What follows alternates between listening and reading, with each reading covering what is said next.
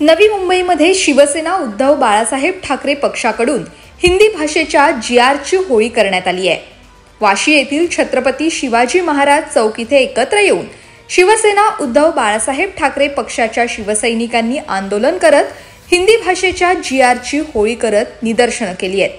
शिवसेना नेते आणि माजी खासदार राजन विचारे, शिवसेना उपनेते विठ्ठल मोरे, संपर्क प्रमुख MK मडवी यांच्या प्रमुख उपस्थितीत जिल्हा प्रमुख प्रवीण म्हात्रे, जिल्हा प्रमुख प्रकाश पाटील, शहर प्रमुख महेश कोटीवाले यांच्यासह माजी नगरसेवक, माजी नगरसेविका आणि असंख्य कार्यकर्ते या निदर्शनामध्ये सहभागी झाले होते।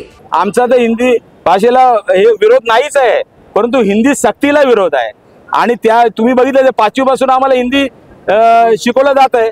ही काय नवीन गोष्ट नाही। ही अशी ही जी कल्पना ज्यांनी आणलेली आहे त्याचं नाव या महाराष्ट्राच्या जनतेसमोर यायला पाहिजे। ही कल्पना कोणाची आहे आणि लक्ष डायव्हर्ट करण्याकरता आज हा संबंध केलेला आहे।